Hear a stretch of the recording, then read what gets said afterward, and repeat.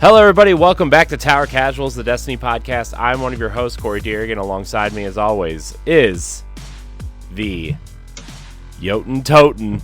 Bringing it back. Oh, callbacks.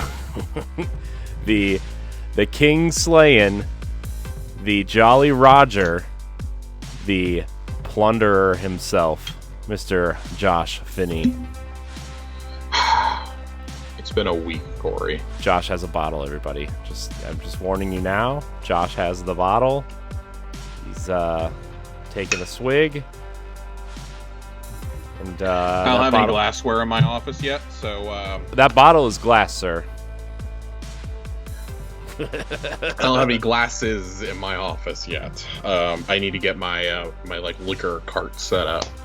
So everything's living in my desk for right now. Yeah, no, it's just been, a whole week of personal shit. Not going to get into it here. Just, man, send some good vibes my way. It's been a rough week. But man, outside of that, it's a lot of good stuff happening though this week. There is, I would say, also, despite the bullshit, personal bullshit aside, it's been a pretty fun week. I think, interesting story week for the game. Yeah, big story. Did my first master catch crash. How'd finally that go? That was. We're gonna save that. It's part of our discussion tonight. Got another King's Fall run in. Finally got the scout and the poles to drop, so I've gotten every piece of gear from it now. Now it's just focusing on getting some red borders and getting Touch of Malice. About ready to craft one of the two seasonal weapons I've just fallen in love with, the sidearm. Still waiting on 2 or 3 more scout rifle patterns, I believe.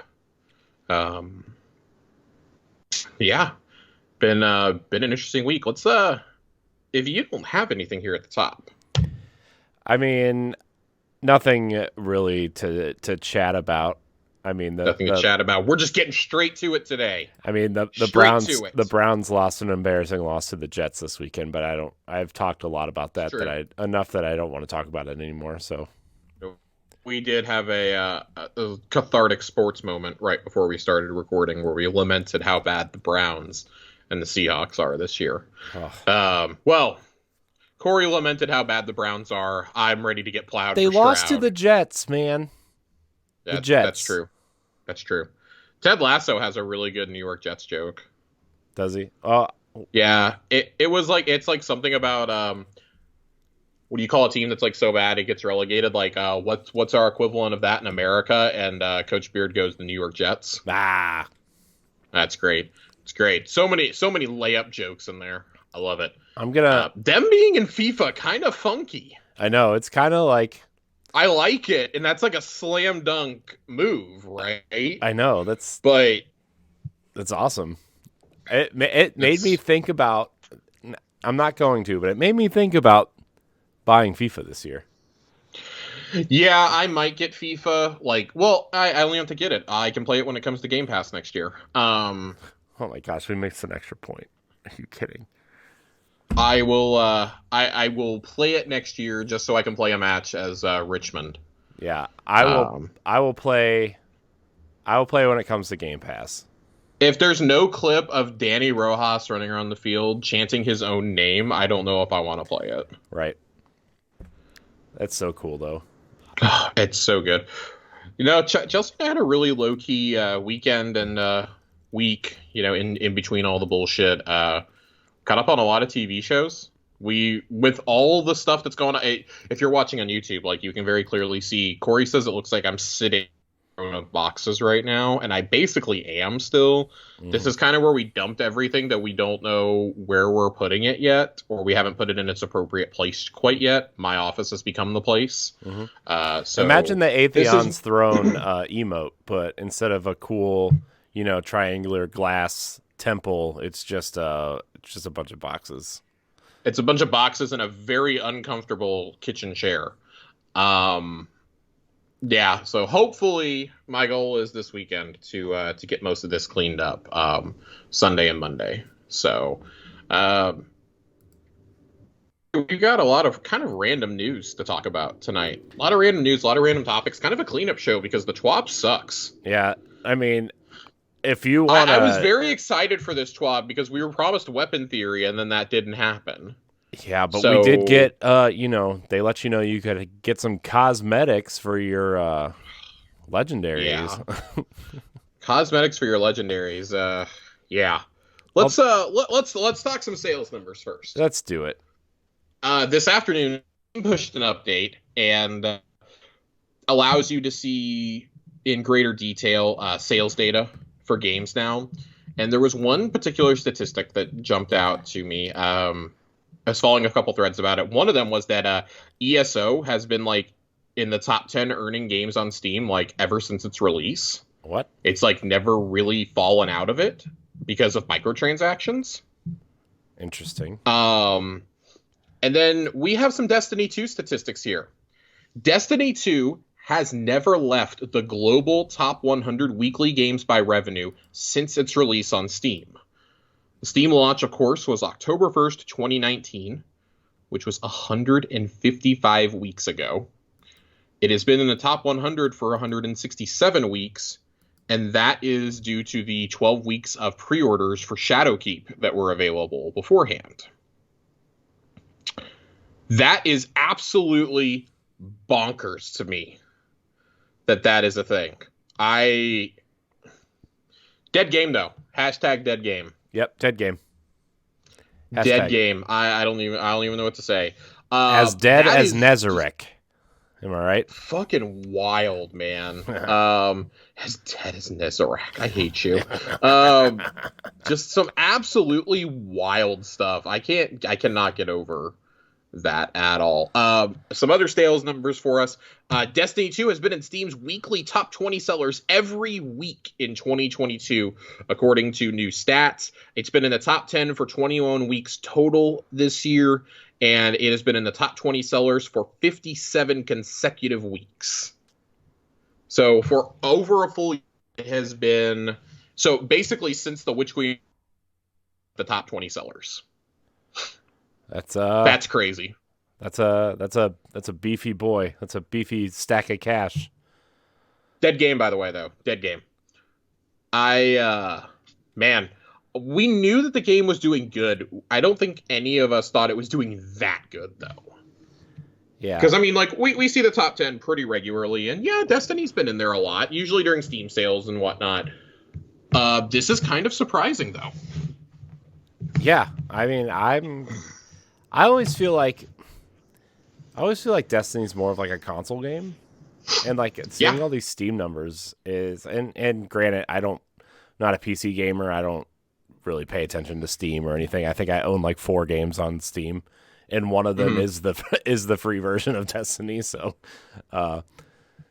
yeah, I mean, good on them. You know, I mean, Destiny is it's a good game. I mean, I don't, I convinced a couple of people to buy it a couple of weeks ago. Maybe that contributed to some of it, And I mean, keep in mind, this is just for Steam. This is not including Xbox and PlayStation sales either. Like, it's pretty clear with the amount of engagement that we've seen this year, like, this is the most robust the Destiny 2 player base has been, probably since that, like, initial week of launch when it sold, like, tens of millions of copies. Mm-hmm. I just find it really funny how we have people clowning on it all the time going, oh, dead game, ha ha ha ha ha ha ha. It's like, before Witch Queen even came out, it was already a million seller. Yeah. Like, for an expansion is pretty good. Yeah. Especially when you have more choices than ever now. Like, I know some people be like, well, did you ever see how much World of Warcraft expansion sold? Yeah, you had a lot less options back then, I think, especially for, like, an MMO space. Yeah. There truly is no other game like Destiny, though. I think every game that's tried has come up pretty short. The Division tried, and it came up short in more than a few places. I would say the Division came up... I think the Division came the closest, and it was not close. I think I would argue Warframe has been pretty close. Warframe's been close in a lot of areas. I think in terms of, like, maybe mechanics and like gear and gameplay, like a gameplay loop, things like that. I hear a lot of praise for Warframe. I personally couldn't get into it. But I mean, what other game is doing the whole like live in this world with your friends with a constant evolving story. I mean, let's take this week for example. You know, Yeah. this week we finally got that the leaked Nezarec cutscene that got Yeah. data mined. Spoilers, by the way, if you Yeah. haven't played this week, I'm sorry, I completely just spoiled what happened for you. We get a little bit of backstory of Nezarec, and of Mithrax's mom, actually. It's super cool, by the way. Did you watch the really cool cutscene? Did you watch the Bife videos on this?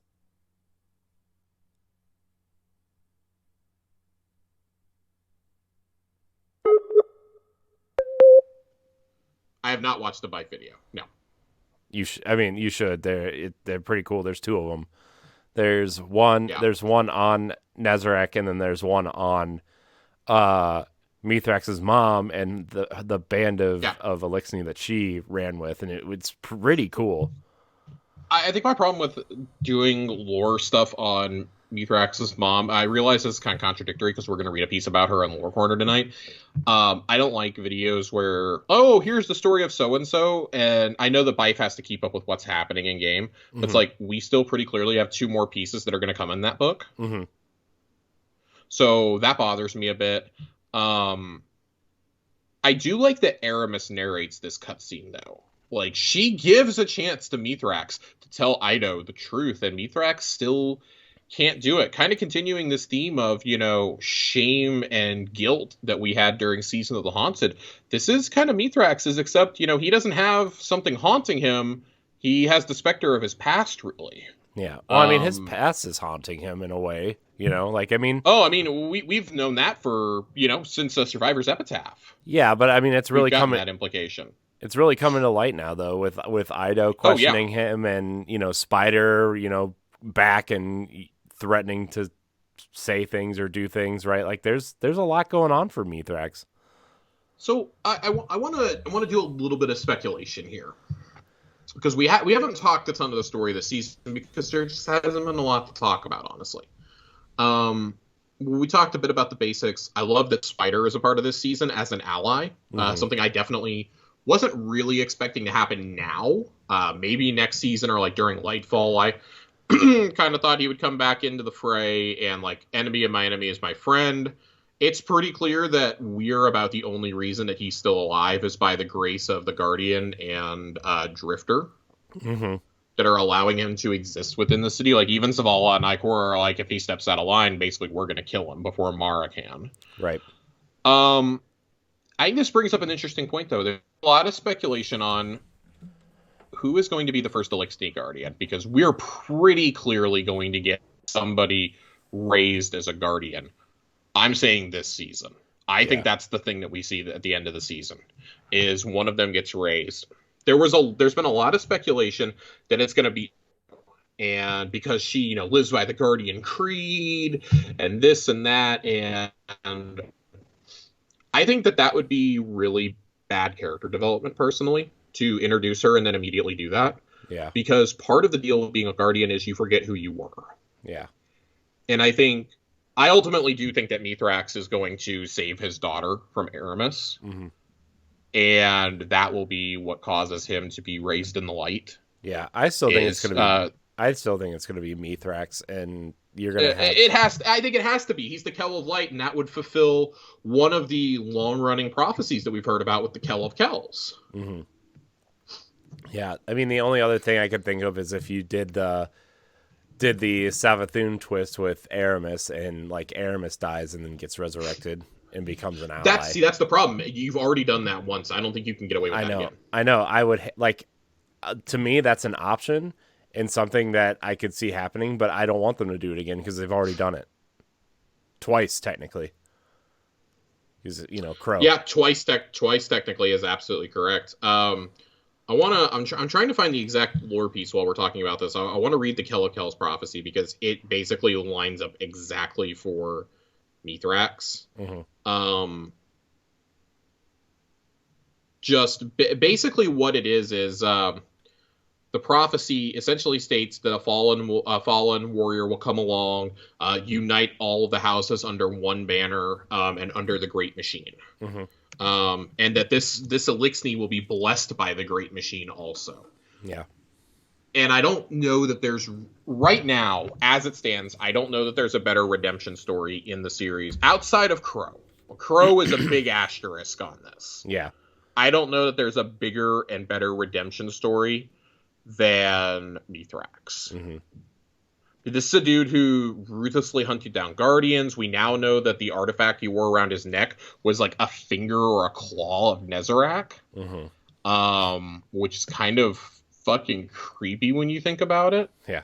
And that went from being like a birthright thing to like Elixir warriors were craving to have more and more of them. Mm-hmm. But the theory about Mithrax being the Kell of Kells, this is something that's been kicked around since like 2018, 2019, like back before Shadowkeep even dropped, it was being kicked around. Well, it was being from when we got his lore book in Forsaken. Yeah, it was being kicked around when I remember hearing the first time I really heard about it was when the Outbreak Perfected quest. When I started really looking into who Mithrax was, because like I'd heard, obviously you hear the name, but like sometimes you just don't understand who characters are until you start really researching them. And I'm like, oh, well, this could be really interesting.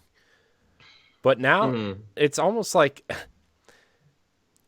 I don't know. I feel like they're between a rock and a hard place now, because like this seems like too easy of a choice is to just give it to Mithrax. But then like they already did the whole, let's make the villain an ally and give them the light, so you don't want to do it to Eramis, and Eido is too new. So like, what are you going to do? Kill Varix and make him a guardian?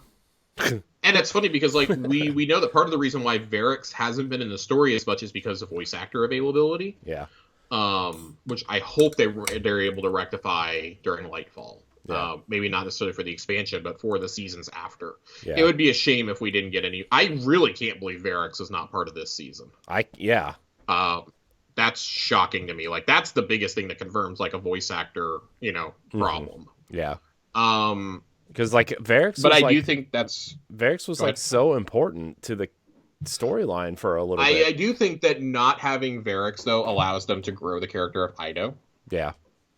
Because that was in a way like he was the scribe of House Judgment. Right. Yeah. You think that's why they did that? The Kell of possibly. You think that's Kell of Kells, like just a little bit of background on this prophecy. We talk about how long we've been following the Books of Sorrow and the story of the Hive and things like that. Kell of Kells is almost as long. That was introduced during House of Wolves with Skowas. Yeah. Skowas claimed that he was the Kell of Kells. He proclaimed himself. Mm-hmm. I mean, he proclaimed himself. Sorry, go ahead. Go ahead. Sorry. Well, I was going to say the exact phrasing that he says to us that he says is, "Listen to me, Wolfborn. Heed me, whirlwind scattered. I am the ghost of Kybal, the cunning claw of Iris, betrayed, chained, encrypted by the Queen, sent back from the darkness to save us all. The day of Kell and House end now. The calendar of slavery and abasement goes to the fire. We are a new calendar. We are an age of beginnings. Each of us is a day." So he doesn't say that to us. He says that in one of the, I believe it's in one of the Grimoire cards. But that's pretty wild. Like, we've known about the Kell of Kells prophecy for a long time. In fact, after he fled the prison of elders, Varix proclaimed himself Kell of Kells, despite not having been blessed by the Traveler. Yeah. And that's, to me, that's the biggest thing. Like, you have Mithrax as the leader of House Light. It feels like such an obvious plot twist that I feel like there's going to be some sort of, like, hiccup here. But I think it's perfectly lined up that Eido is the scribe of House Light. She now knows about the past of her father and of those Elixir captains who sought out Nezarec's artifacts. Who better to guide you back through it than that? She can be for him what Crow did not have at the beginning. Right. She can be for him who we didn't what we didn't have, what Anna didn't have, what Elsie didn't have. Like, there are so many characters who have spent all this time. Well, Elsie's not technically a guardian, but all these characters have been spent so much time trying to figure out who they were before the collapse or even after the collapse. And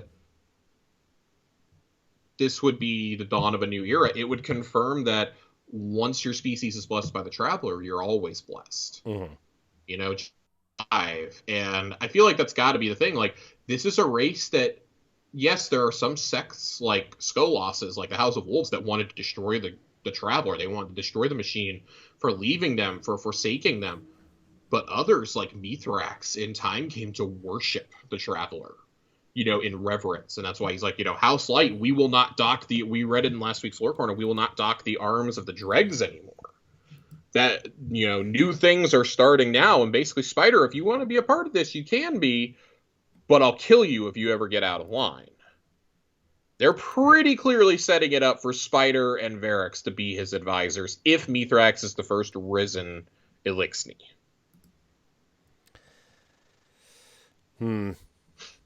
Something else I want to kick out there fairly quickly. Now that he doesn't have a ghost anymore, Osiris. Let's talk Osiris for a second. Yeah. He doesn't have a ghost anymore. His life is kind of similar, more or less, to Eris's. We don't know if Eris will have everlasting life or if she will die a natural death at some point. We have never really had it confirmed of somebody's ghost that's been destroyed, to my knowledge. Mm-hmm. What if, given the bond between Saint and Mithrax now, and Saint, we know it's happened one time in the lore before, but I'd love if it happened on screen. This is the only situation where I would ever find it acceptable. What if Geppetto, Saint's ghost, was the one who raised Mithrax and became Mithrax's ghost instead, so that Saint could trade his immortal life for immortal life with Osiris? I mean, That's only happened one time before, and that was with Jaren Ward and Shin Malphur. Shin is the only Guardian who remembers who he was beforehand without anybody having to tell him. Right. I think that would be cool, except that I almost think that would. I feel like Saint is going to be a bigger part in the last, couple seasons leading up to the big final battle or whatever. I would hope so, considering Osiris is in the key art. Yeah. Although, I think it would be cool. It would be a cool kind of happy ending for Osiris and Saint, because we brought Saint back, right? Yeah. And bringing him back to be with Osiris would be a super cool kind of ending for their story, I think. I mean, just like we saved Saint when Osiris asked us to help him. Right. Now we would be saving Osiris for Saint. And I mean, I'm sorry, those two deserve to live in a little bit of peace and happiness. Right. It's long been my theory that they will be two of the ones that leave the solar system with us at the conclusion of the Light and Dark saga. Yeah. Well, to me, you would do that to try to wrap up endings for some of these characters, because after the final shape, I feel like they're gonna want to make some sort of soft, soft by the softest of terms, reset to get people into Destiny. Yes. Right? And I agree. Even if you're not going to call it Destiny 3, I do feel like something will happen. Maybe the back end will stay the same, but hey, new engine, technically a new title, things like that. Here's the base, but after this, it's just going to be adding the expansions. Things are going to live in the cloud, blah, blah, blah. We've talked about Goliath so much. Yeah. I would love to see a future where Osiris and Saint go with you and are respectfully the Warlock and Titan vanguards. Yeah, because I think Zavala is going to die. I feel I don't know that Zavala dies, but I do think that they... when we talk about a soft reboot, I would say that I think that they leave him on Earth to lead humanity. Yeah.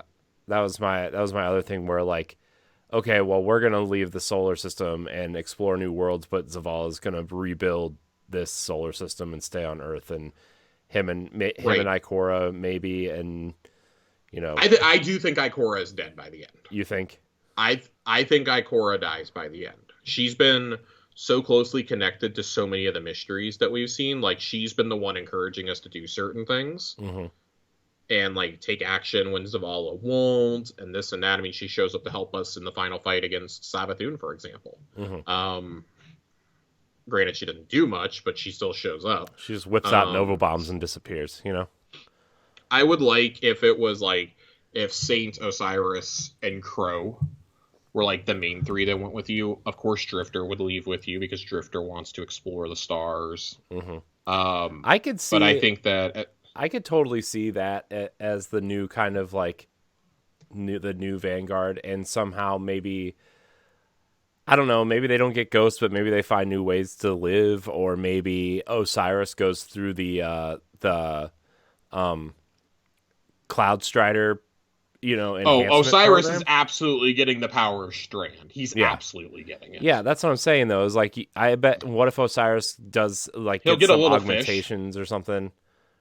Yeah, Cloud Strider. I mean, it's entirely possible. Like, this will be completely uncharted territory, and like, part of me hates that we're speculating about this now, but like, we've been thinking about this for at least a year now. Like, you and I have speculated on this show. Like, I hope that part of it is that we take, like, yes, part of House Light will probably stay on Earth to live in humanity, like in harmony with humanity. That is, I could very much see Mara and Petra, while they're rebuilding the reef, maybe even appointing, I could even see Crow being appointed to maybe be the person who oversees them.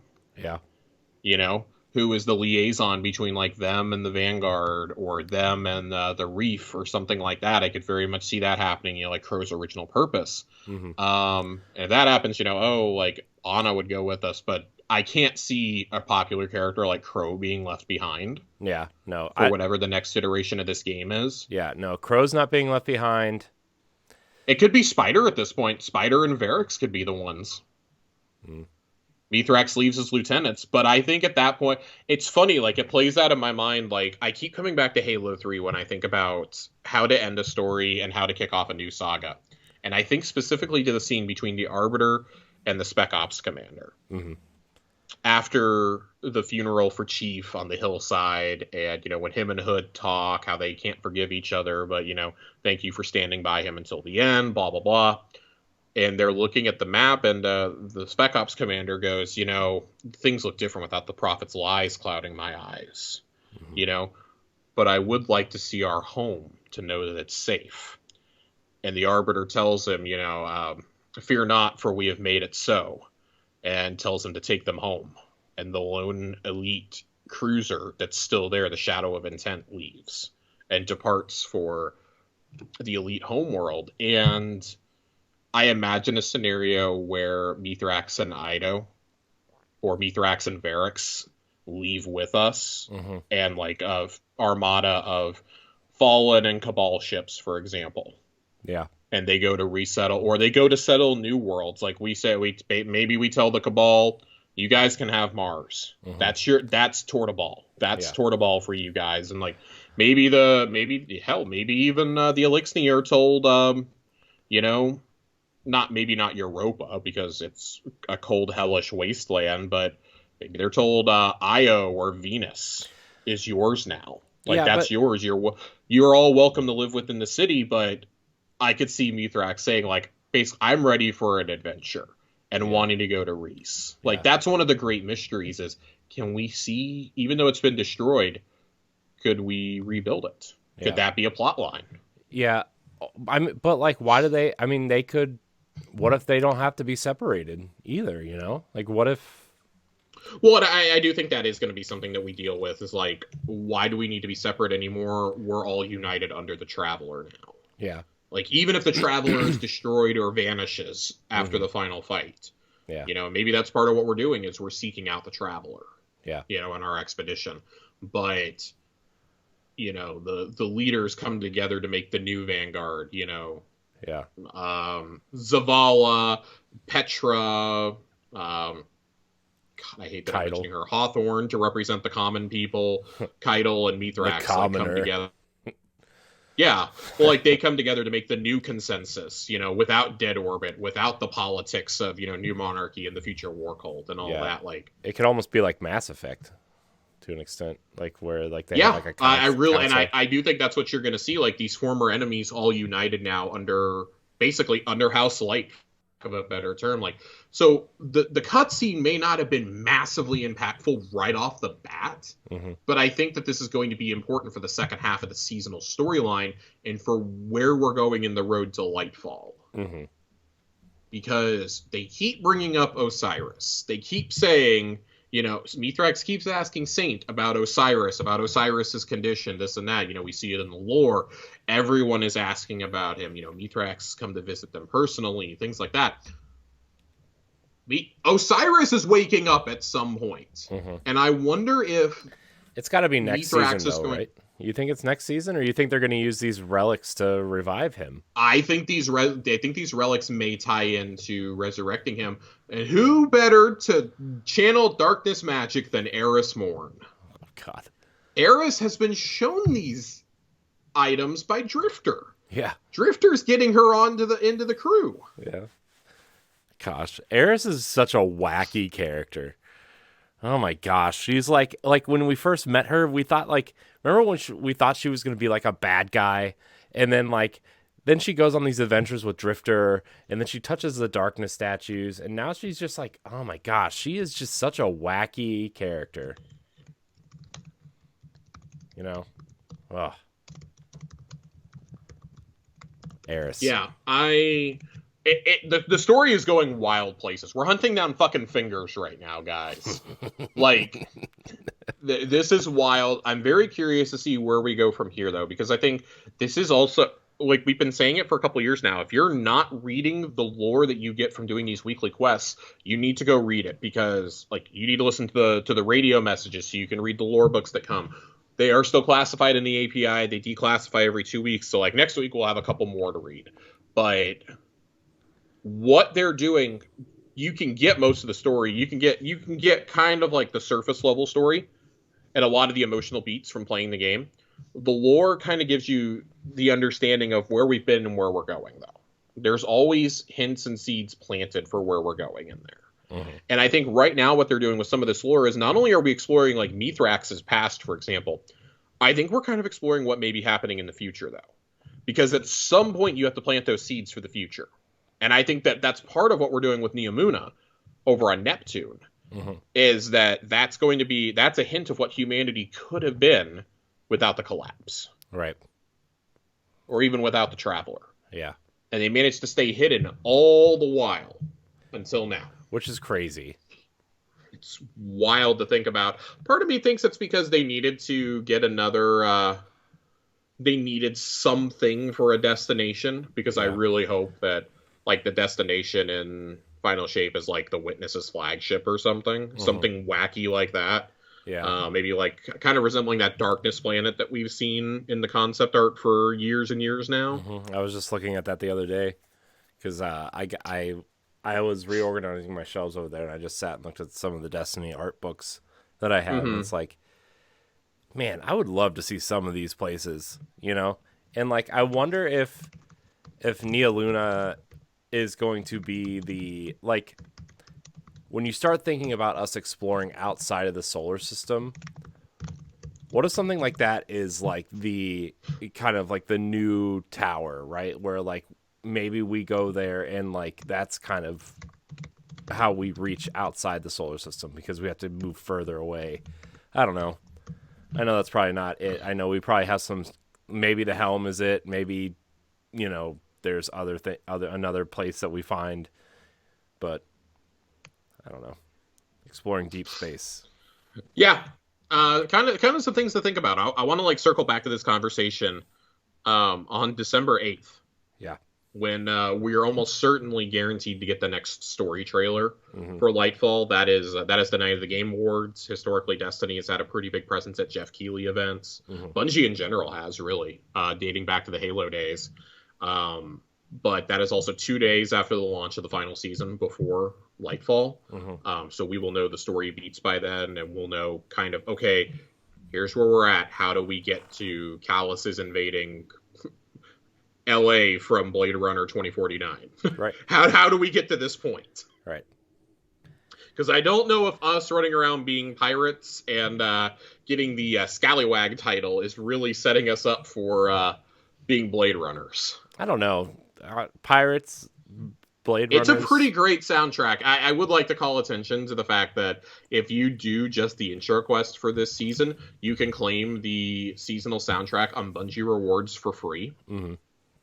Bungie has not released any of the seasonal music since the Forsaken annual pass. Mm-hmm. We've gone almost 3 years without seasonal releases. We get the ones for the big expansions, but we don't get them for the seasons anymore.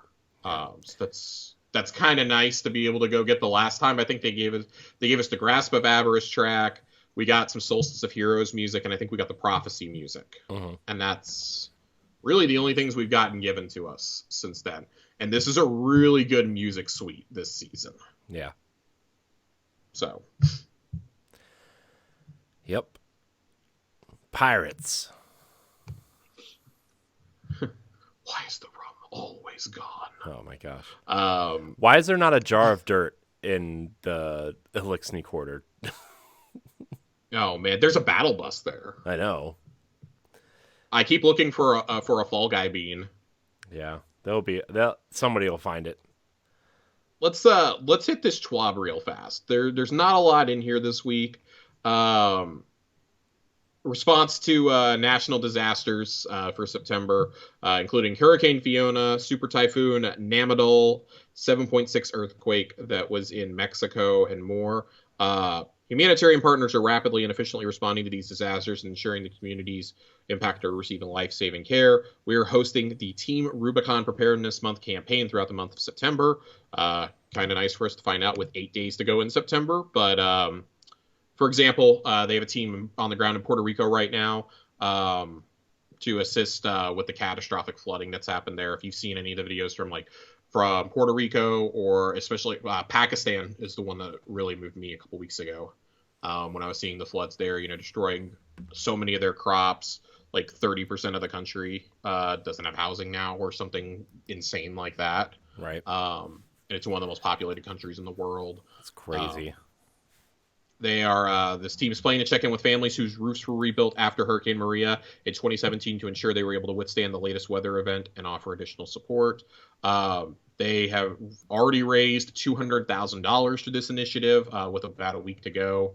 All funds go to Rubicon's Unrestricted Ready Reserve Fund, which fuels all aspects of their mission and allows the organization to flex when and where disasters hit.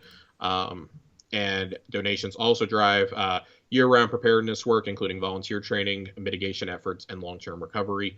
If you donate $50 or more, you will receive a special emblem. If you do it by Friday, September 30th, it is a pretty cool emblem. Obviously, it's a help if you can thing. I know a lot of people look at that like, it's a pretty steep price for an emblem. Bungie used to do shirts and stuff. But it's not about the physical or digital reward that you get. It's about helping people if you're able to. So just that. While we're talking rewards, physical and digital, there's a lot of stuff in the Bungie store. We mentioned the soundtrack that is available for free right now, which I really hope becomes a theme going forward, where you get that for free if you play the first mission of the season. I think that's a really cool little thing. And you got to do it during the season in order to get it, I believe. And then, of course, there is the gift from the Light Thunder Gods chest. When you open that and equip all the stuff, you get a Thunderlord shirt. Kind of the same etching that was on a long sleeve shirt years ago. There's the Scalawag seal, a ball cap, and a Lucent Moth that you can earn for doing stuff within the Witch Queen campaign. Post-campaign, I guess I should say, collecting all the moths, which we have read all the lore from that, by the way, back during Season of the Risen. We read for all the moths, so that's where we got Finch's ghost stories from, for example, and some stories from Imaru's point of view in the Hive Ghosts. That's what those stories tell. But the only other thing we really have here, Corey hit on this earlier, Eververse. My favorite. Last season, they did something where there were 3 legendary ornaments, each tied to an exotic. And if you had the exotic equipped while you had that, last season it was class items. If you had the class item equipped and the exotic piece of armor, the class item and the armor piece would glow and do something special. Mm-hmm. Well, this season, we have 3 new pieces and their chest pieces. Mm. We have, for Warlocks, the Robes of Nezarec. It works with Nezarec Sin.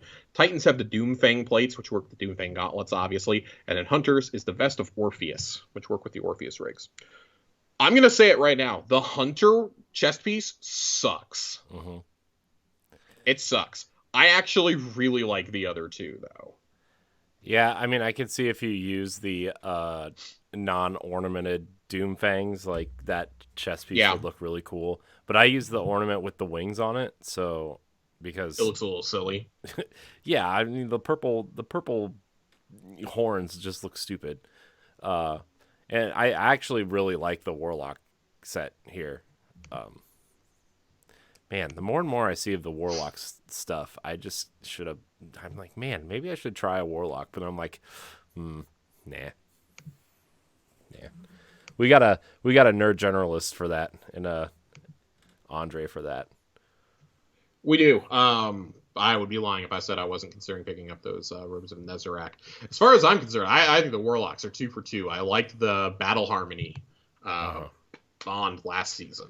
Yeah, I really like the class item for the Titan last season, or the last season too. I think the Falling Star mark was awesome. Mm-hmm. Yeah, I wear it all the time, regardless if I'm. I think Hunters are 0 for 2. I did not like the Bacchus cloak. This chest piece, by the way, for the Hunter looks like maybe you picked it up as your first blue Ingram. It looks like a blue Ingram, or like I just hunting vest off the ground and put a snake on it. Yeah. It looks really bad. Like, I'm actually surprised this thing isn't camouflage. It's so bad. It could be. It's like something you buy at fucking Cabela's. Dude, just put one of those EDZ green shaders on. You can make that camo if you really want to. It's so bad. And put an orange put an orange shader on your gun. You could be playing Cabela's Real Hunts on in Destiny, Just saying. My fucking god. Let's we don't normally jump to questions this early, but I want to make sure that we get to questions this week because we forgot my gusto forgot last week. So we actually have a pretty decent backlog of questions. Oh god damn it. Did I delete them on accident? What, in the Discord? Are they in the Discord?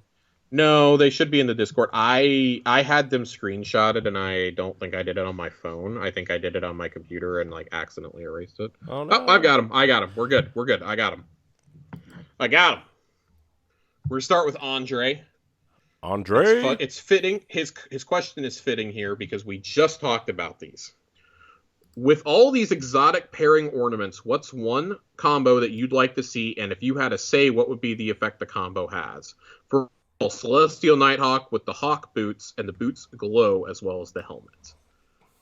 So, Corey, if you could pick one piece of Titan armor to get an ornament that worked with it, what would it be? Man, so the thing is they already did a set of Saint 14 armor, and I didn't get it because I didn't feel like paying $20 for it or $15 or whatever it was. It was a season pass set. Was it? Yep. Oh, well, let's be honest. I didn't play a lot of the season. Because I have it on all 3 classes. Dang it. Oh, well, there you go. There, look, that just proves how much Destiny I was playing during Season of the Worthy. Man, I think I would actually really, really like some sort of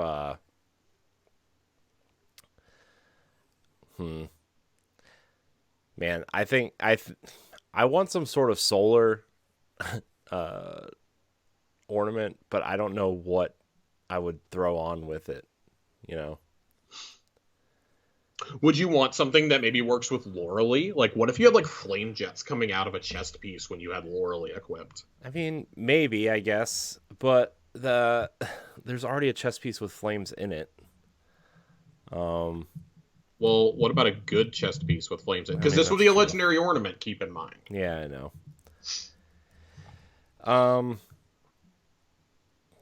Man, this is a tough one.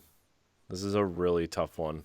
and I did not have time. I did not think about it, to be honest with you. Well, I'm going to let Corey think for a few more seconds. I'll go ahead and answer with Josh, mine. Save me. Help. Help.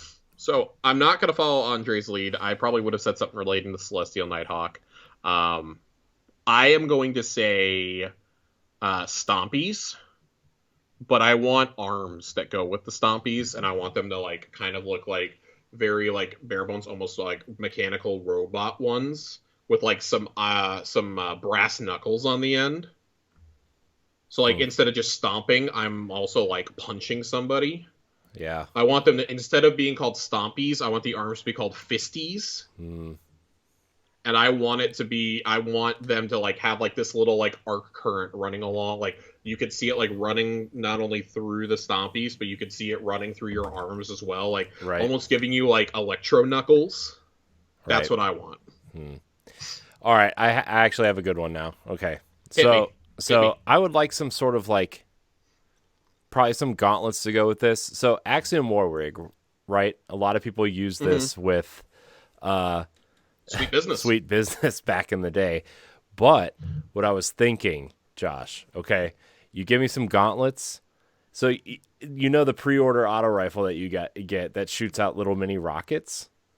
What if you got some gauntlets that if you after so many hits with an auto rifle or of some sort that it just shot out little rockets out of your gauntlets, and then like you just saw like whatever subclass you're wearing, that color just flew through the top of your Titan.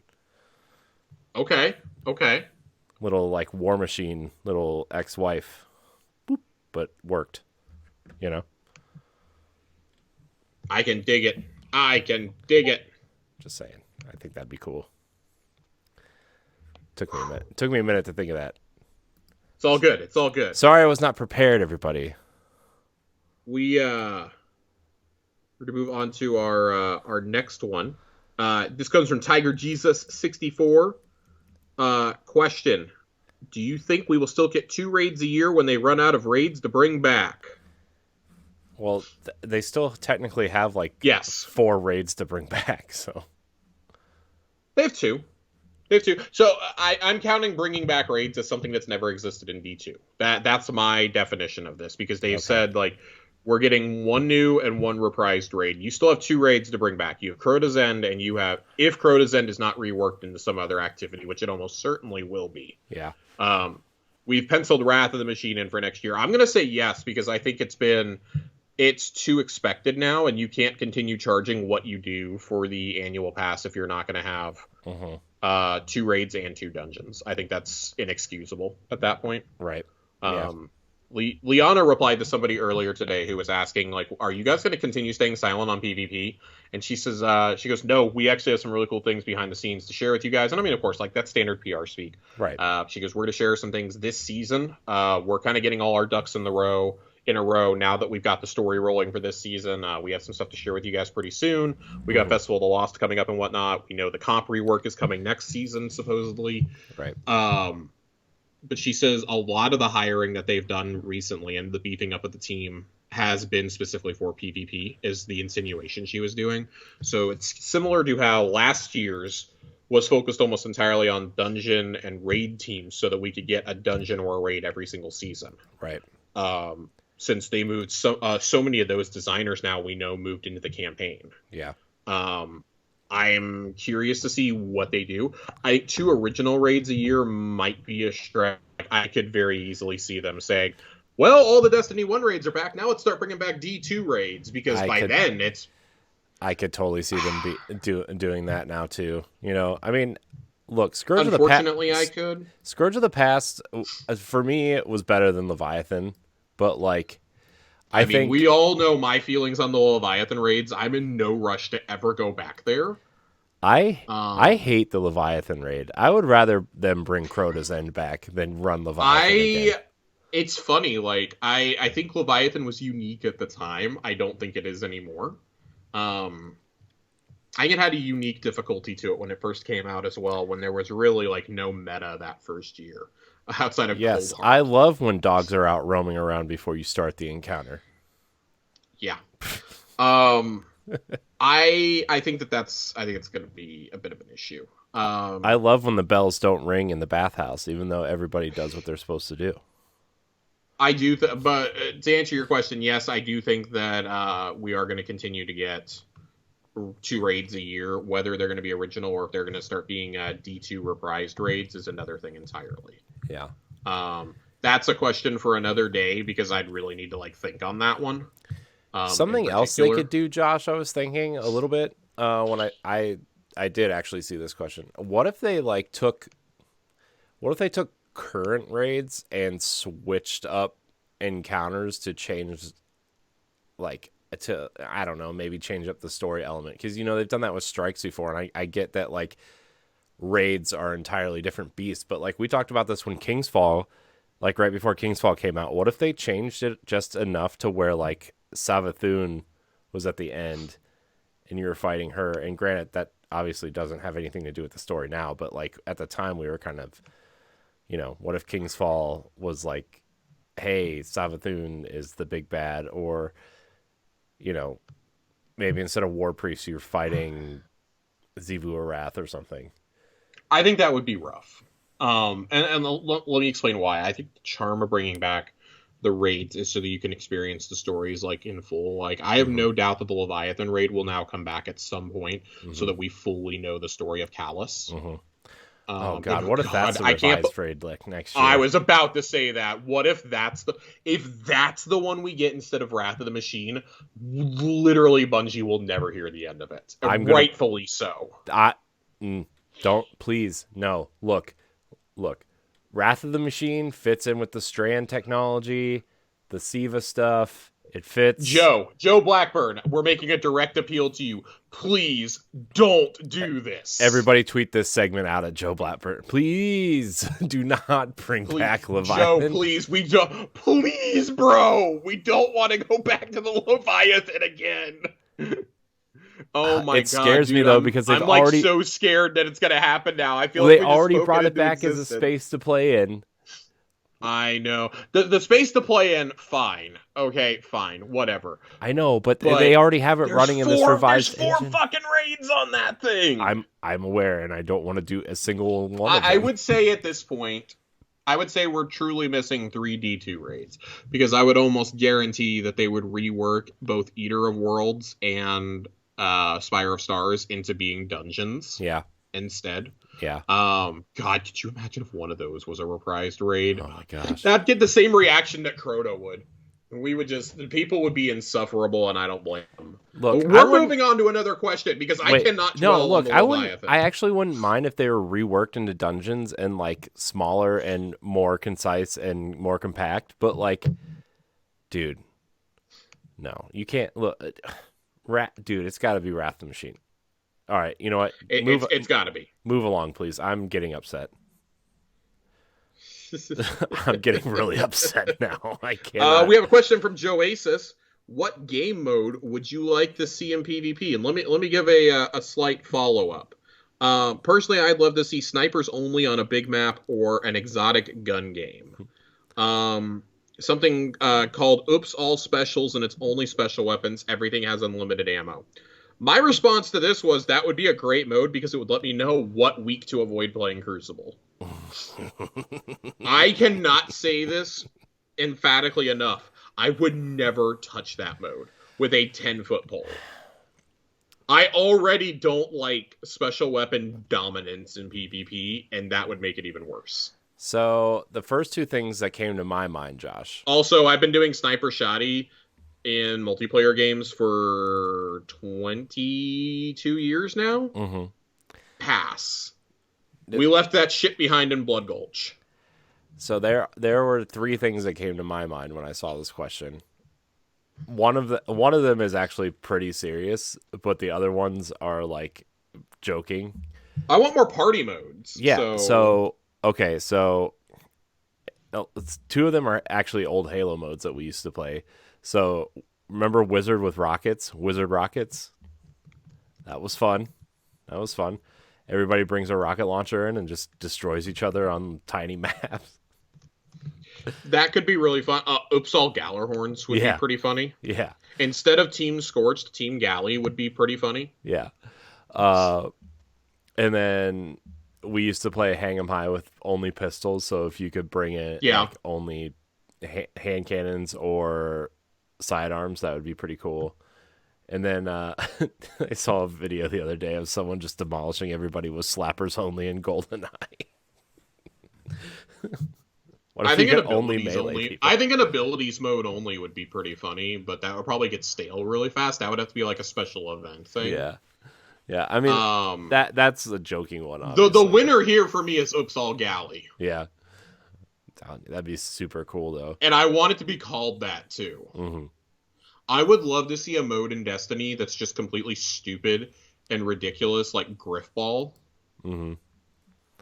On a PvP note, though, there was word going around this week that Bungie supposedly is patenting a map maker tool similar to Forge.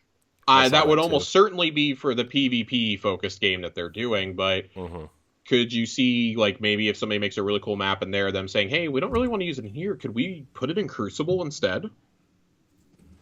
I don't know that would go over well, but it could be interesting as far as I'm concerned. I don't know. I think a lot of things, and I know Destiny is a totally different game than Halo, but a lot of the stuff I've been seeing, like especially in the Forge beta stuff that they've been showing off, like somebody built Andy's bedroom from Toy Story in there, and somebody, there's a lot of cool stuff in Forge, and I think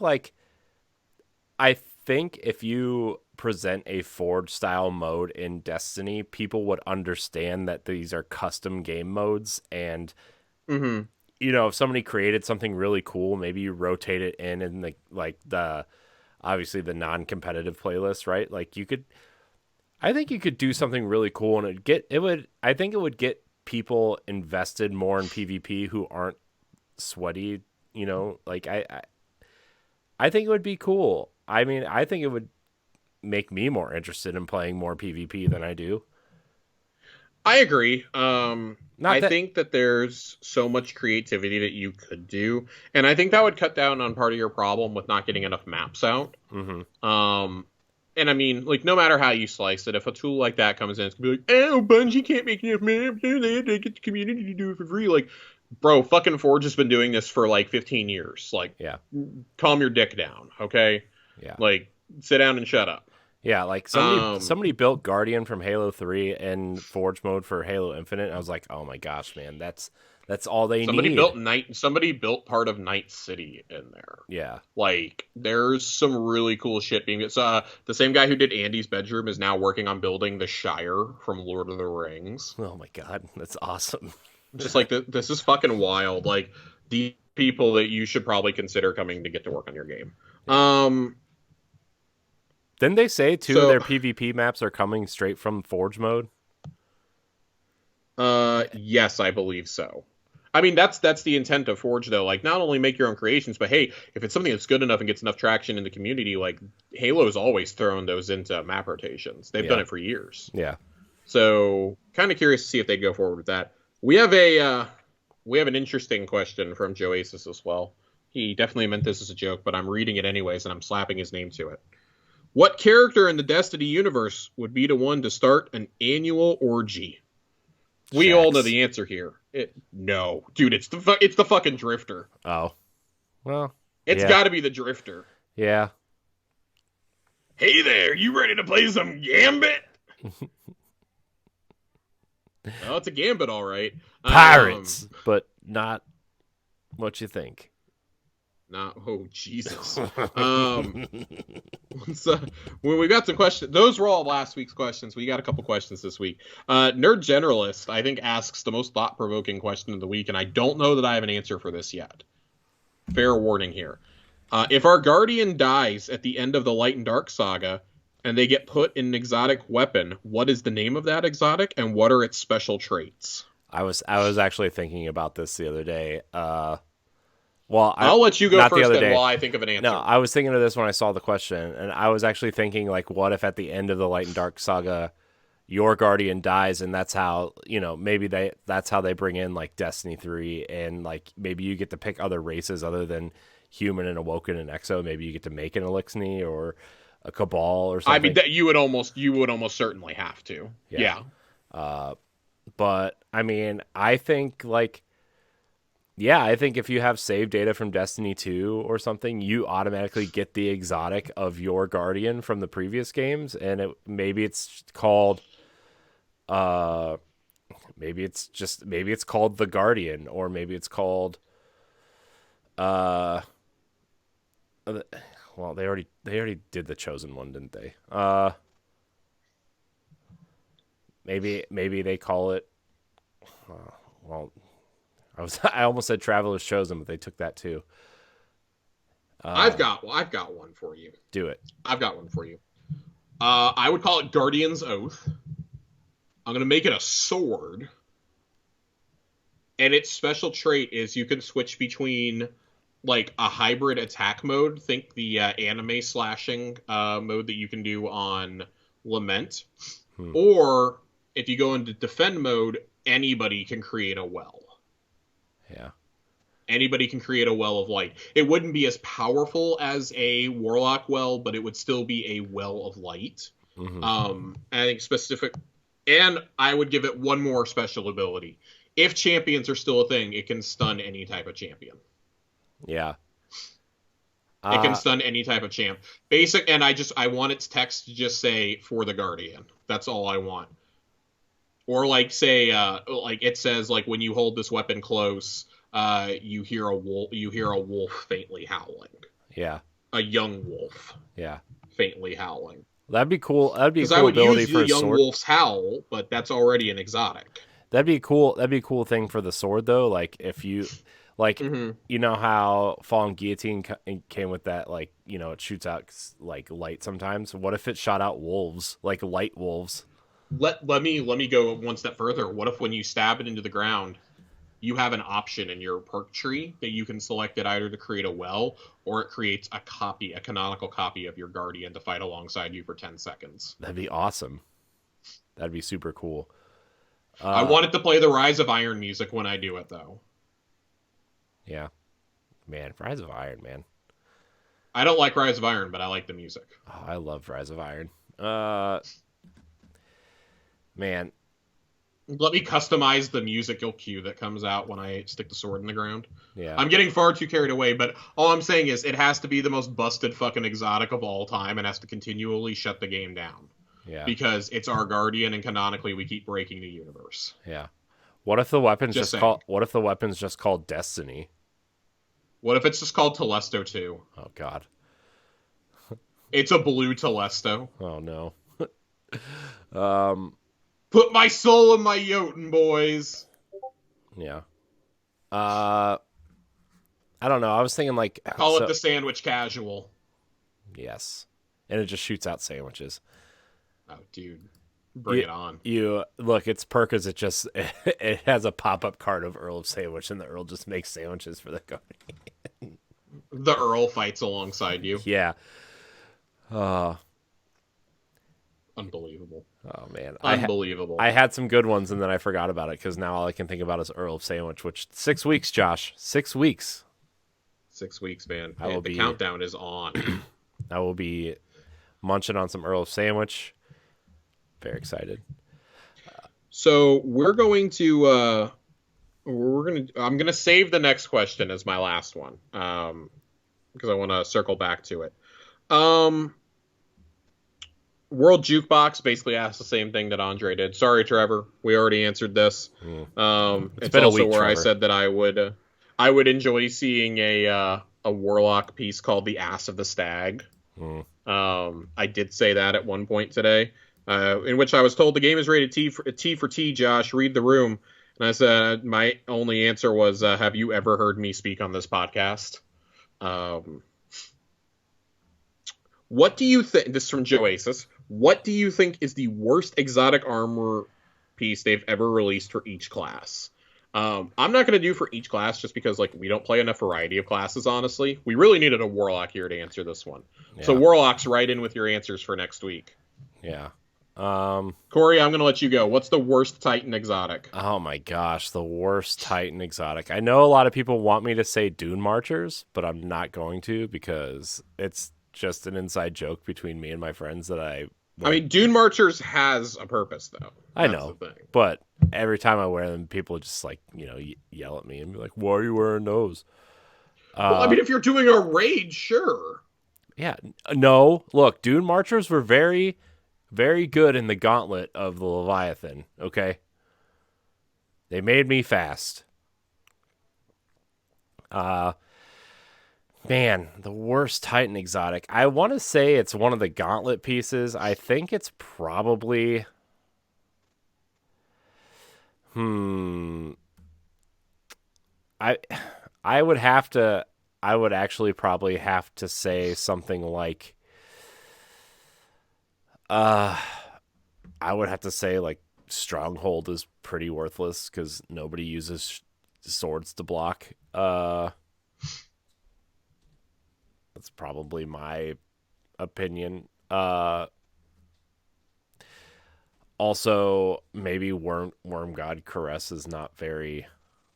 I mean, if you're building a melee build, I guess, but like Titans already punch people hard, so it seems kind of redundant. Those would probably be my two at this point. I'm gonna say that, man, for hunters this is a little bit difficult because like a lot of things have gotten great perks and bonuses over the last couple of years. A lot of buffs. It's fucking Oath Keepers though. So Oath Keepers, for those of you who don't know, this is the intrinsic perk. Bow charges can be held indefinitely.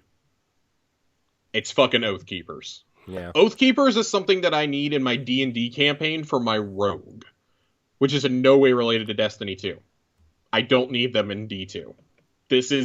I was gonna say it's something having to do with Arc, because man, Raiju's Harness and Blight Ranger are pretty fucking high up on that list. But Oath Keepers, man, I keep forgetting this thing exists, and every time I remember, I get a little more upset. Yeah. Okay. So absolutely the worst. Now that you said that, I actually think Peacekeepers are pretty pretty bad too. For Titans, they're the exotic boots that reload stowed submachine guns. That's its perk. Yeah, that's not great either. Yeah. Mechanier's trick sleeves are pretty high, but sidearms are pretty good. So, yeah, I mean, the right build, you can make those work. But, man, Oath Keepers, there's no fucking point. Yeah. I mean, to be fair, Peacekeepers do improve your handling with SMGs, but, like, I remember people were running this with Risk Runner, I think, for a while. But, man, these are just they're worthless. Our next question, we have two quick questions we're going to go through here. So Corey, fuck, marry, kill. Okay. Last Wish, Scourge of the Past, Garden of Salvation. Oh God. So here's the thing. Out of these three raids, I've only run Scourge of the Past. Oh, okay. Well, but I know people like Last Wish. So, and I hear pretty bad things about Garden.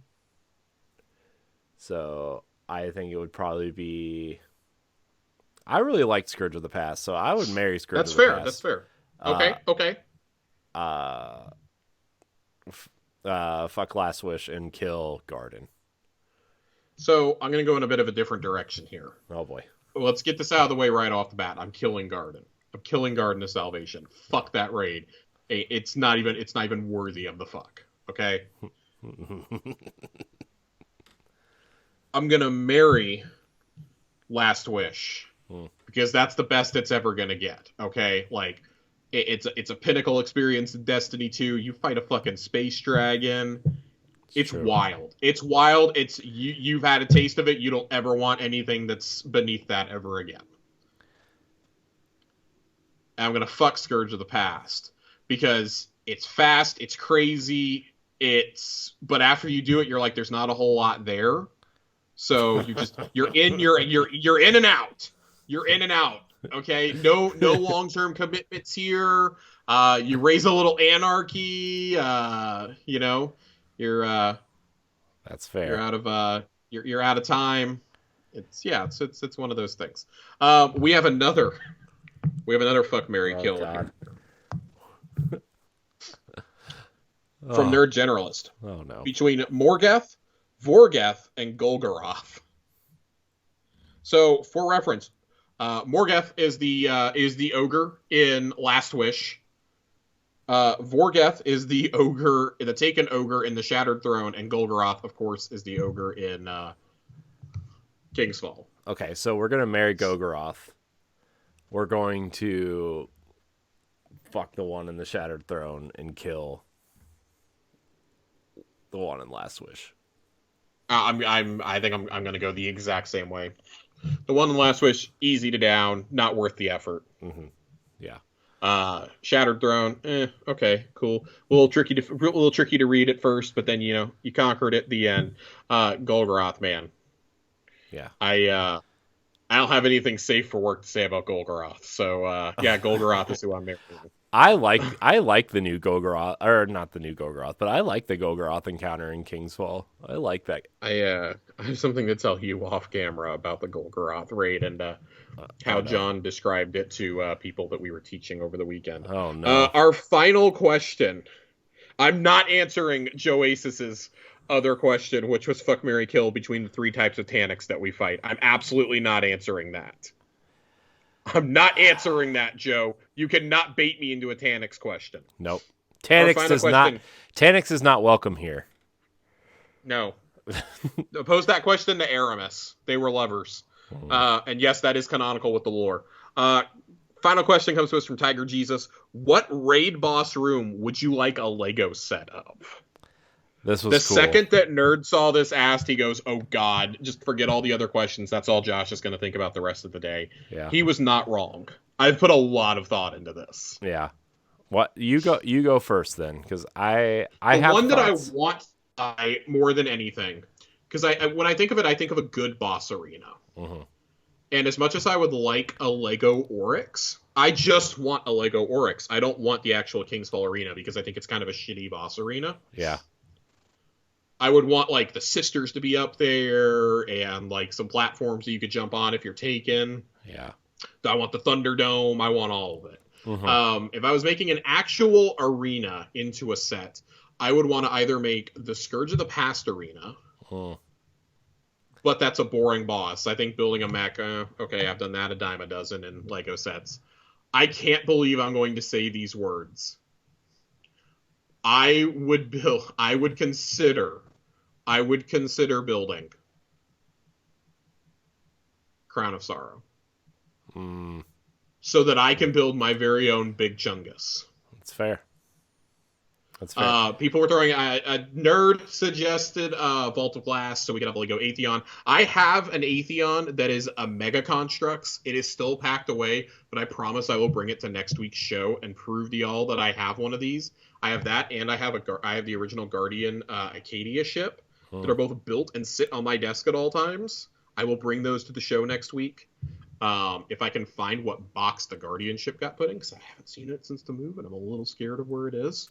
Corey, what boss fight would you want? I mean, I think boss. I think Atheon's platform and I think that would be like the coolest one to display. I think with the actual like vault door behind him would be really cool to build too as a Lego. Yeah. Yeah.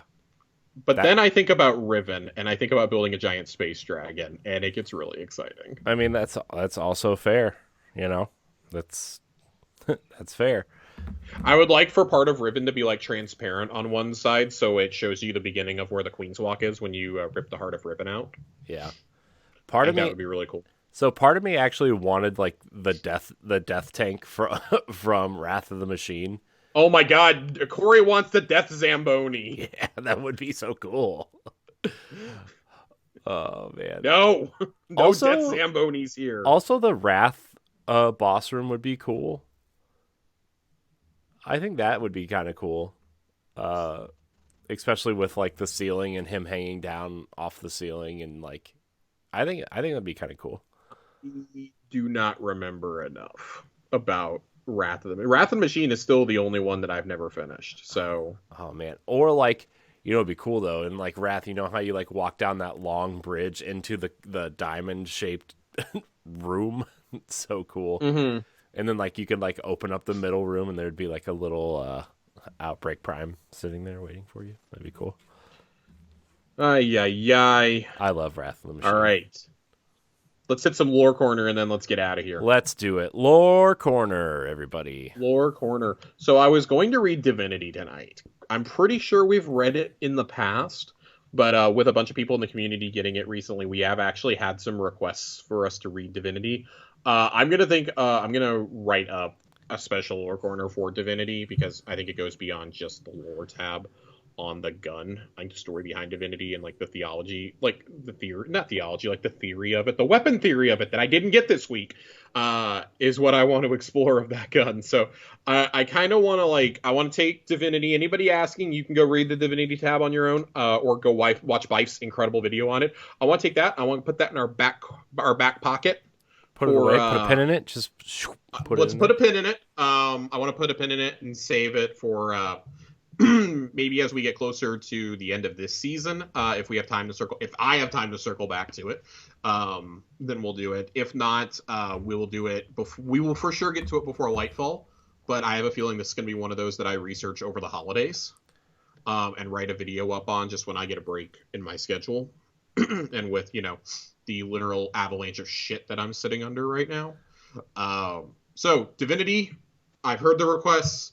I know Ronnie was asking about it, and there were a few others talking about the lore of the gun in the Discord.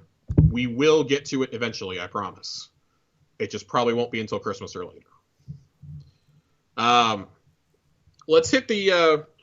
I said I was saving one last week, specifically for this week. I kind of had a feeling that we were going to get some stuff revealed this week in regards to what artifacts we were hunting. And that was right. These are the events that lead right up to the moment that they get the pyramid open that we see in the cutscene. The Whispering Dark. Remember, of course, this is from the book Above All Else. This is the story of Mithrax's mother. At least right now, through 2 entries, it's the story of his mother, even if that wasn't clear initially. We had sailed the long drift for centuries, but I had yet to come with our new reality. My son had only borne witness to a fraction of it. He was still young, still struggling to understand his place in the world. The 2 children from the House of Dancers, Rakus and Sivkis. Those names are pretty familiar. That's I believe Spider and his brother. Mm-hmm. Were slightly older and had become his reluctant friends. They protected him from the adolescents who would steal his ether when I wasn't looking. It was not a family to me, not truly. I had yet to understand that catch is kin. Once we found the great machine, we learned that it had uplifted a whole new species, granted them power beyond anything it had ever bestowed to us. That betrayal drove some in our house to despair, others to death, and many to violence. Adapting to this betrayal was to be our next challenge. I listened to the poison-minded advice of soft-shelled cowards and tried to speak with the great machine's new chosen, our usurpers. They repaid the machine's kindness with violence. Killed 3 of my closest friends. I later discovered that they shucked their carapaces and wore their chitlin as armor. We learned all we could about these usurpers, like how their limbs were supple and could be pulled from their bodies far easier than our own kind. I came to love the sound of their screams. If violence was the only language they spoke, so be it. Time had made me fluent. Some of my house refused to abandon the old ways. The fools draped themselves in the naive raiment of splicers, praying to a god that doomed us all. They could contemplate their failure with what was left of their lives in the cold dark. I had no time for them, save for goading them into raids. If we wanted to retake the great machine, we would not do it by prostrating ourselves like weeping children. We would take it by force. We killed the machine's chosen, taking what we could, rooting through the rotten innards of their dying world. We took refuge in the shadows of their dusty moon, where the usurpers' ruins stuck out like bones from the dust. It was empty. It was silent. But there was value to be had in picking those old bones clean. On what such expedition, I strapped my son to me and set out to pick over a bounty of bones. But it was not the spoils of Spingable, the plates of hard sheet, or the fragments of clear cut that proved the most valuable. It was we found buried beneath the bones. What was buried deep. We traversed that day into dark tunnels when something hideous festered beneath this moon's surface. Horrific creatures that stank of wet soil, shrieked like dying animals, and tore at flesh. They possessed a ferocity we had never seen before, and my raiding party was being whittled down one by one. But when it seemed like these creatures were to finish the rest of us off, they relented. They appeared to hear something, something that terrified them, something that left us to wonder, what are monsters afraid of? The creatures scurried back into their warrens and vanished into the subterranean temple they spilled out of. And for a moment, I thought I heard something too. Something soft, a whisper, but as forceful as a scream. That was when we saw it situated in the rift beyond the temple, the true treasure of this dusty tomb, a pyramid of jet black opening its doors for us. So Eramis was not the first of the Eliksni to come in contact with darkness. Rather, Mithrax's mother was. I want to focus specifically, though, on the end when our narrator starts talking about the horrific creatures that stank of wet soil, shrieked like dying animals, and tore at flesh. They likely didn't have the name the Hive for these creatures, right, or didn't know it themselves. This is almost certainly the Hive. I've seen some speculation that maybe these are the monolith creatures that Drifter encountered on the Ice Moon. Yeah. I don't think that that's the case. I'd be very shocked if it was. This feels very much like these are the Hive that have laid dormant here for centuries. I don't know if this lines up with the Great Disaster on the Moon, but it seems like it's pretty close to it. Yeah. Because given the timeline, they show up after the collapse to Earth. We don't know how long after, but enough that Guardians were common at this point. I would probably place their arrival at something around 350 years maybe before the events of the game. So right, maybe 150 years. Well, yeah, maybe more, because I feel like we're going to get the conclusion of her story at Twilight Gap or at Six Fronts. Yeah. And both of those we know have not come to pass at this point. I think that's the most interesting thing, is where in the timeline is this placed. I would say at the latest, this is probably 350 years prior to the current events of the game. I think it also shows that the Eliksni have an unnaturally long lifespan, and I think part of that is due to the Traveler having uplifted the species. Right. Well, similar to us, humanity though, right? Humanity has increased lifespan as well because of that. Mm-hmm. I don't know if that passes on to subsequent generations, or if that's just for those who have been directly blessed by the light, or who were there when, the Traveler was, and this and that. But we know in the Golden Age, it expanded human lifespans and made humans live for hundreds of years. I would expect if a normal Eliksni would last for a couple hundred years, this probably made them last into like thousands. Yeah. Because Varix, for example, was there when the whirlwind happened. Varix remembers very vividly what happened. Right. We now know that, and we know from all this, that Eramis and Tanax were there during the whirlwind as well. Yeah. We knew that from cutscenes in Beyond Light. So, yeah, like an Eliksni could live to be, I don't know how many years it would have been, because the collapse happened roughly 1,000 years prior to the events of Destiny 1. Maybe the whirlwind happened 1,500 years before, because the Travelers went around us for a couple hundred years before the Witness and the Pyramids attempted to take it out. Because it was terraforming Io at the time. Right. And fled back to the Earth. But I think this shows an interesting point, like similar to the story that we got from Mithrax last year during Splicer about Saint being a demon. This pretty much underscores they weren't just scared of Saint, they were scared of all of humanity, because they thought all of humanity was like the humans that were destroying them. And I mean, if you're humanity, you got to be thinking like, what the fuck are these things? Right.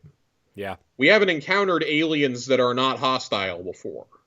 And yet, even then, there was a faction of them that were loyal to the Great Machine still. She talks about goading them into doing these raids and doing these raiding parties. I feel like the end of this book has to coincide with Mithrax rising to take her darkness artifact. Yeah. I mean, that would make sense at this point. Because that was his birthright, essentially. Yeah. I do like the little shoe in here that we hear about Spider and his brother, though, at the very beginning, Raxus and Sivkis. Yeah. That's cool. Like it's always cool when, like, you know, you see these characters like the Stranger and Spider, but then like you hear like their real names for the first time and you figure out like they have real names. They just don't have these generic tags assigned to them, you know, like it's cool. I think it's really cool when stuff like that happens. Yeah. Well, and like at some point, Spider, Civics, and Mithrax become basically radicalized and join the House of Wolves. So we know they served under Skolas. We know that from, you know, this season if we didn't know it already before. So yeah, that's pretty crazy. Yeah. He gets abandoned. Spider will eventually get abandoned by Mithrax on an asteroid and basically told, fuck off. Yeah. Pirate lore. And that's when he becomes the Spider. Yeah. He basically gets commandeered. You think Mithrax, I think, has a better heart than Captain Barbossa did. Yeah. You think Spider escaped on 2 space turtles with human hair? I think he escaped on the back of 2 awoken Techians. Using their ley lines. Yeah.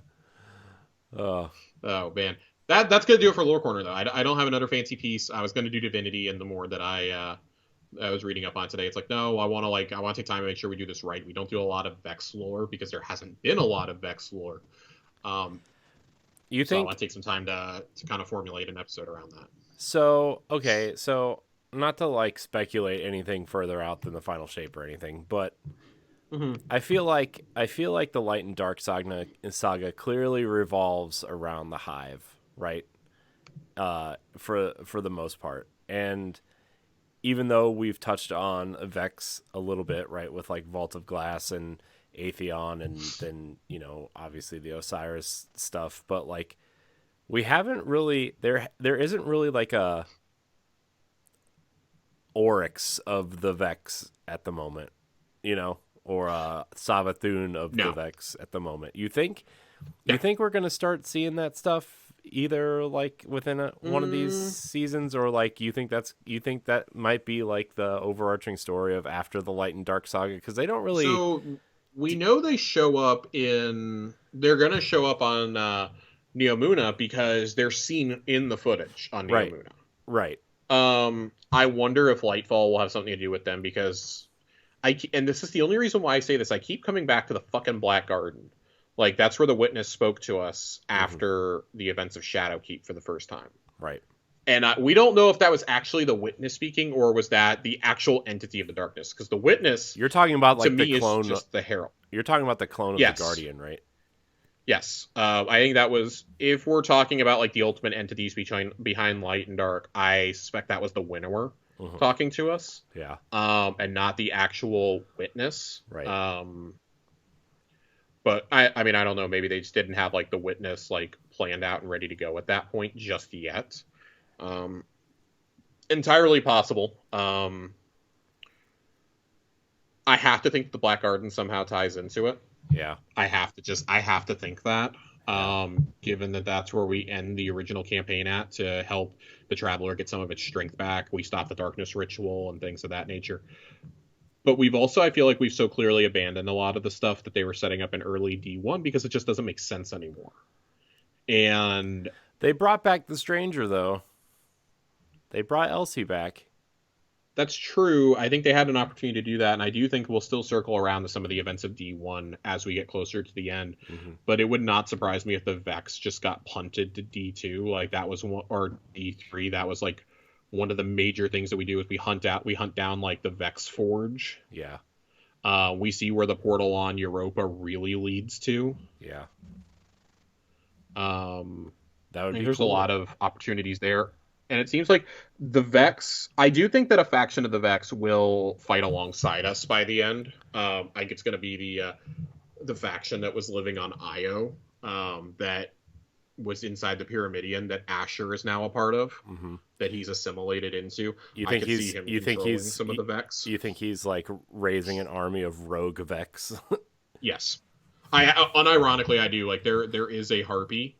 There's a non-hostile Harpy that was in Season of the Splicer that if you read out its flashes in Morse code, it was a message from Asher. Yeah. So, or a message about Asher. I don't remember which one. It's been a year.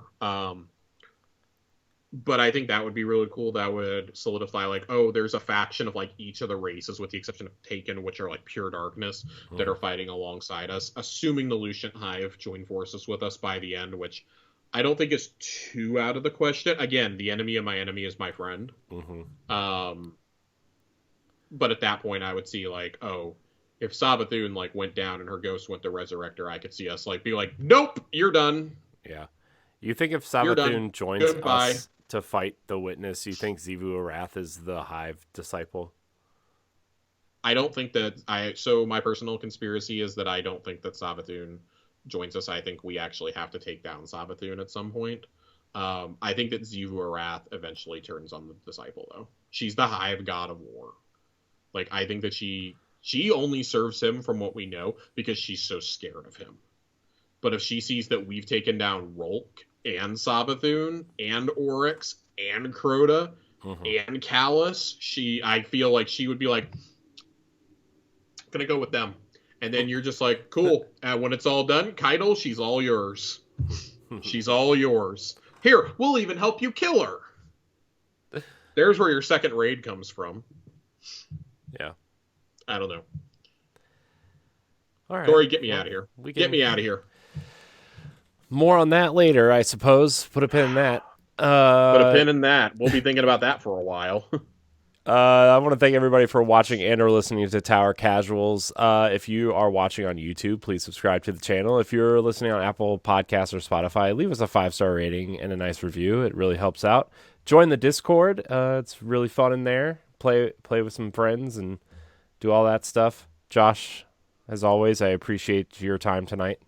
Where can we find you? Always. You're going to find me on Twitter at Josh_Finn, 2 N's.